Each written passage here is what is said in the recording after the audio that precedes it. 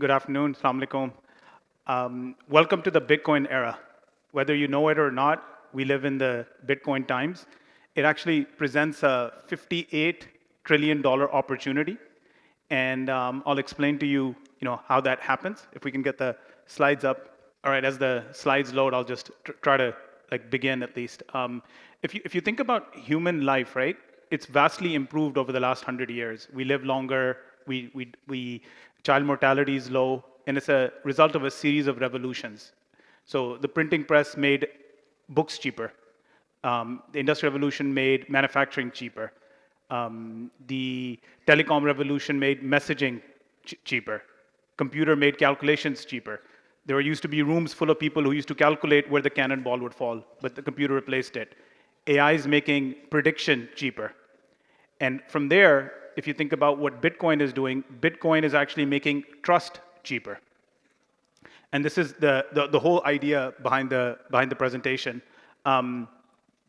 So if you think about compounding, right? If I give you a piece of paper and I ask you to fold it once, then twice, then 3 times, then up to 50 times, how high does it go? It goes as high as the moon. It's compounding. If you understand compounding, you can really, really benefit personally, your wallet, as an organization. And Bitcoin is following an exponential pattern. About 10, 12 years ago, it was worth nothing. And today, it's worth $800 billion. So it's a massive revolution. And I have a series of graphs, if we're able to get the presentation up, that will show you that the market cap has gone from $0 to $800 billion. It's as big as some of the biggest companies like Google or Facebook. Its market cap is more than silver, as an example. And the whole idea is that if you think about Bitcoin, it's 2 things. It's basically a network and it's a currency. On the network side, you can basically send Bitcoin to anyone in the world. It's permissionless. Do you need a permission to sign up for an email address? So why do you need permission to open up a bank account? So because it's permissionless, anyone can participate in Bitcoin. You don't need a national identity card. You don't need paperwork. You can just start working on Bitcoin. You can self-custody the Bitcoin. So you don't need to trust the bank. What if the bank disappears? Banks collapse all the time. And that's the beauty of Bitcoin. It's also perfect, right? Have you ever heard of Bitcoin being hacked? Never. Because there's billions of dollars of energy being used to compute and validate the transactions. The example we use here in Pakistan is that if I have a fight with one of you guys, I go to your village, the person who keeps the land records is called a patwari, I slip him $100, $200, and the land records suddenly change. The land becomes mine. So Bitcoin is this ledger, right? In one word, Bitcoin or blockchain is a ledger. And that ledger is connected with 15,000 people keeping it connected. So it's impossible, if I had a fight with you, to basically screw you over in the Bitcoin world, right? And that's why it's just this perfect network. You can send billions of dollars, millions of dollars, any amount you want instantaneously. If I want to send a wire transfer from my bank account in New York to Lahore, it takes 3 days and they charge me $50. And God forbid it's the month end, they'll keep my money here in Pakistan because they have to make their month ends, right? With Bitcoin, it's none of that crap is there, right? It's very straightforward, very easy to, transact. Another way to think about it is that if I take $1 million worth of gold from here to the airport, right? They're going to stop me. But if Bitcoin, I can basically take my phone, I can put Bitcoin over here, and I can just leave the country. It's self-custody. That's the beauty of it. Another way to think about it is that if you were going to invent currency today, would you invent it like this? Or would you invent currency here? Right? It's a no-brainer. You would invent currency over here. In Pakistan, we've typically stored our net worth, our wealth, on gold. Right? For thousands of years, so have humans across the world, right? So some of the research I just did over the last 3-4 months shows that the amount of gold that was created in the last 30 years, was it this much gold? Was it that much gold? It was actually 50% more gold was created in the last 30 years. So it was mined. So gold, which is the hardest asset known to humans, is expanding in supply. Bitcoin is 21 million Bitcoin. That's it. There's a hard cap, it will never increase. And more people are trusting their wealth in Bitcoin. So it's not a fringe project, right? People think that, oh my God, it's a bunch of techies with big glasses, computer coding and stuff like that. It's a massive project, $800 billion worth of capital is stored. So the next time when somebody says, what's the use of Bitcoin? The use is store of value, just like gold. And it's a better store of value than gold, because gold is, we're creating more of gold. Think of the Pakistani rupee, think of the US dollar, right? How much debt is the US creating? The US is creating a lot of debt. The same thing happening in Pakistan. So that's why the buying power, the purchasing power of the rupee and the dollar, by the way, is going down. So we here in Pakistan think that, oh my God, dollar is great, right? I moved to the US 20 years ago. A Big Mac meal used to cost $3. Today, a Big Mac meal in New York costs $12. So even the dollar is losing its purchasing power. This is the wrong slide. This isn't the deck. Yeah, this isn't it. It's okay. I'll try to. I don't know if they can get it up, but so anyways, as a store of value, right? If you think about the U.S. dollar, think about gold. It's just more and more of it being created. Bitcoin is finite. It's exactly 21 million, and it's not increasing. And so it's this massive revolution that's happening right in front of us, and more of the world economy is going to be sitting on top of Bitcoin. Just like if you think about the internet revolution, what was the internet revolution? It moved data. So when I WhatsApp call you, my audio is being converted into data packets, it hits your phone, and it converts to audio. So the internet basically moves data.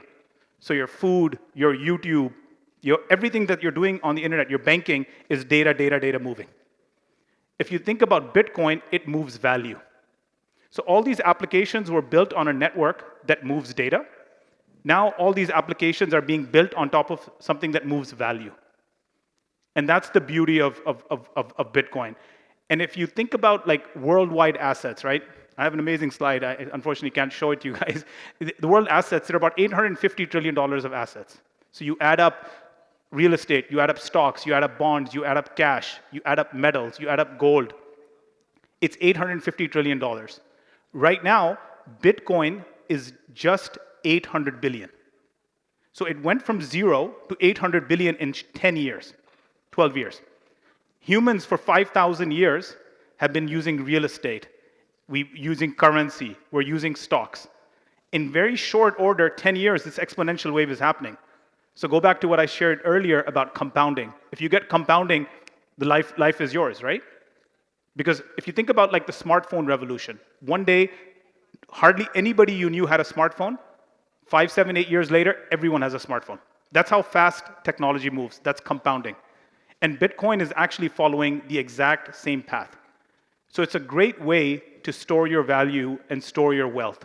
And so it's this asset that just basically is perfect in the sense that it's never been hacked, right? And you can self-custody it. And that makes it really, really interesting. Another way to kind of think about it is that why was writing invented? 5,000 years ago, writing was invented to maintain a ledger. Because we started living together versus being nomads. And we were basically trading. We were trading wool and wood and weapons, right? All of that trading that was happening, the trading account was in the head. So trust was here. But what if I lied? So the next logical technology invention was, oh, let's invent writing. Let's write it down that, hey, I gave you 5 pieces of wood, you gave 5, kilograms of wool to someone else. All of those transactions were written down. What did the Medicis do 600 years ago in Italy? They invented banking. What's banking? Banking is a ledger. Thinking about your checking account, think about your credit card account, think about your trading account, think about your mortgage. All of that is a simple ledger. So ledgers are very powerful because it enables trust. When we started living together in a city setting, if you will, we would only trust our family. But if you wanted to trade with someone else in a different place, there was no trust.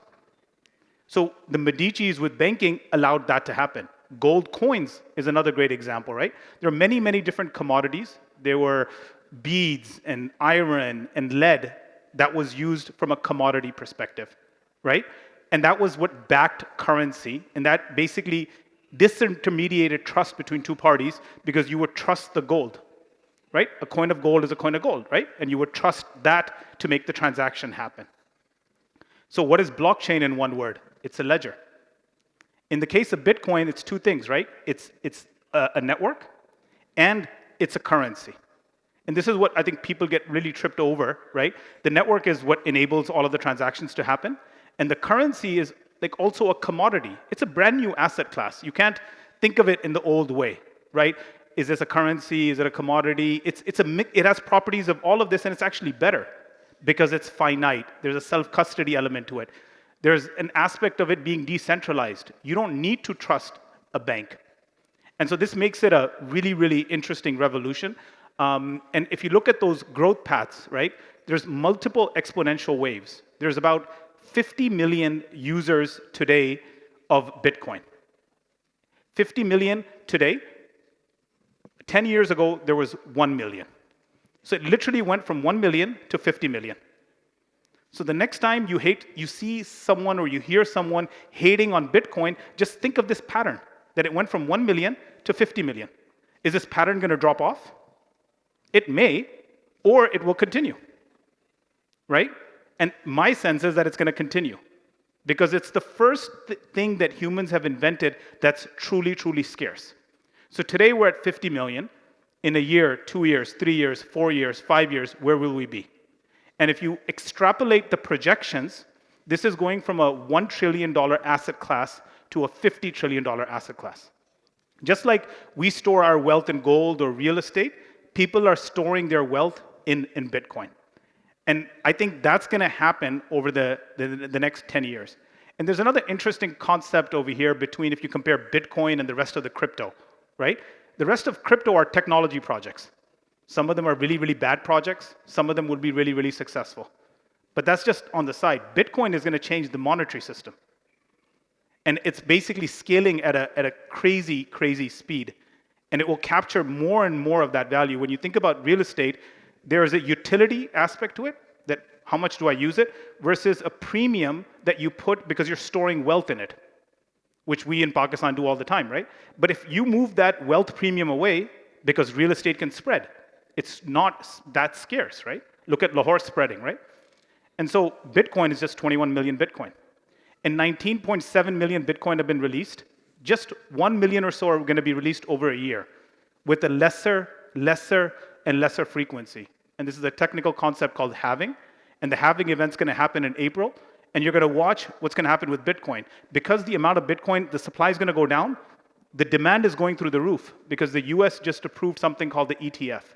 Another way to think about what the ETF is, back in the early 2000s, when you're a big company, you're a pension fund, you're an insurance fund, you're like a rich king. If you wanted to invest in gold, you would have to authenticate it, buy it, move it, store it, secure it. So in the US, in the stock market, they created something called the ETF. At the touch of a button, you can buy gold ETFs. So it's just a line entry, right? Somebody's securing your gold for you, big banks, etc., and you just easily can buy the gold, right? So just a week ago, so it's a very interesting time, right? Just a week ago, the US approved the ETF. So $35 trillion of retirement funds in the US can now buy Bitcoin. So will they buy 0.5% of Bitcoin, 1%, 2%? Slowly, it's going to chip away. And this doesn't include the sovereign wealth funds. It doesn't include all the high net worth individuals. There's 60 million millionaires in the world, only 21 million Bitcoin. Not all the millionaires can be even whole coiners. So this whole appreciation of what's going to happen is that only this much of Bitcoin is available for sale because more and more people are holding it. 75% of the Bitcoin have not moved in 1 year. Just think about that. People aren't selling it because they feel, like I feel, it's a better store of value than gold. I don't trust the banks. And I worked on Wall Street for 20 years, right? I don't trust a lot of other players. So I'm going to trust technology, right? And as that money flows in, it's a smaller and smaller space. So what's going to happen with the Bitcoin price? Unlike gold, when the gold price goes from $2,000 an ounce to $5,000, Suddenly, a lot of us are going to go to K2 and start digging for gold there because it's going to be profitable to dig in places where we haven't dug. But when the price of Bitcoin goes from 40,000 to 100,000, what's going to happen to the supply? Nothing. It's fixed. So the economists in the room, it's an inelastic supply. Nothing can happen to the supply. So the demand's going to go up, supply is going to be the same, and it's going to be a short squeeze. And this is something that people who understand this can just see this trend playing out. And it's an exponential pattern that more and more is just total growth. And so if you extrapolate the growth based on the returns, and if you, by the way, compare it to other asset classes like real estate or gold, Bitcoin has consistently outperformed gold and other asset classes. You can compare it. It's a beautiful table I have up here that shows that it's over the last 12 years, year over year over year, it has been the top performing asset. And so this is a way for us to kind of secure our wealth and trust it versus others. And the way it works is that $850 trillion of global wealth, more and more of that will be denominated in Bitcoin. So countries that are progressive, like if you think of Dubai and Singapore, they've taken a very progressive stance, and they've created regulation to allow for Bitcoin and crypto. Other countries are not taking a progressive stance. So those that will be progressive will participate. By the way, I'm an engineer, right? So I come at this from an engineering perspective, and I worked on banking, so I get that. My ex-boss, Jamie Dimon at JP Morgan, doesn't get this. He's not an engineer. So you're going to hear a lot of bankers and non-technical people spew all sorts of stuff about it. They're because they have entrenched interest in this space, right, with their banking franchises, and they're not engineers, right? So we talked about this, like literally that revolutions bring price of stuff down.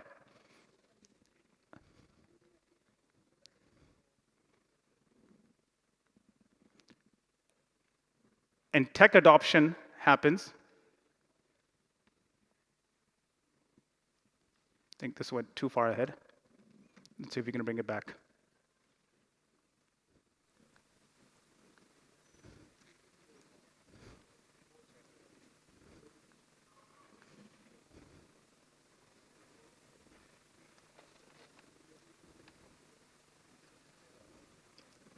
I think there's a little bit of a lag. Let's see if we can fix it. This is just showing the evolution, right? Paper currency from China, the Medici's ledger I talked about. This was an interesting point I didn't mention in the talk, was in 1970, the US and the world currencies basically switched from a commodity-backed standard to a fiat standard. They just said, hey, trust us. So who here trusts governments, especially with money, right? That's all they're doing is printing money. And this is what the standard is. And so in many ways, it's this concept of ledger, like playing out, and money playing out. And Bitcoin is money and ledger together. And so this is the network aspect that I mentioned. It's a ledger, it's decentralized, it's secure. And then there's the money aspect and the commodity aspect where there's 21 million Bitcoin, and that's it. No more is going to be created, right? It's a store of value. The medium of exchange thing is playing out right now. People use it to send billions and millions of dollars. Eventually, your local store is going to accept it, and you can do very, very cheap transactions. And this is, Bitcoin's in a very interesting place, right? It's right there with Apple, Amazon, gold. So it's not like, I think a lot of people will have this perspective that it's, these big tech glasses, coders working on Bitcoin. It's $800 billion market cap. Every year, annualized, 112%. This isn't over 10 years. This is every year, 112% return. Tell me one other asset that's kind of giving you this return. So store of value use case has been achieved, right? And it's now moving from here to do much more and more bigger things, right? Number of Bitcoin wallets, 50 million Bitcoin, 47% annual increase. There aren't that many compounding events like this that every year that increase like this. This is the electricity and the compute power. Every year, it's been increasing by 40%. It's protecting the Bitcoin network. Like the US military protects the dollar, compute power protects the Bitcoin. Number of nodes. The example I gave you about the land ledger. $200 and suddenly the land ledger changes. 15,000 people maintain the network. You can't change it. 15 million Bitcoin have not moved. More and more people are just holding it, right? They're just not selling it, and that's a 28% increase every year. Then, this was the halving I mentioned. Initially, 10 million Bitcoin were released. This was the time when somebody used 10,000 Bitcoin to order a pizza because they were just like cents. Eventually, if you look at how it's halved and halved and halved and halved, it's like literally this much supply is available. And what happens with each halving is that the graph goes up. If you hit the next button, I guess you're doing it. So basically, the price has been shooting up, right? So it went from literally $100 to $19,000 to $64,000. What's going to happen at the halving that's going to happen in April? It's a very likely chance that it's going to be between $100,000 and $250,000 in terms of the next halving.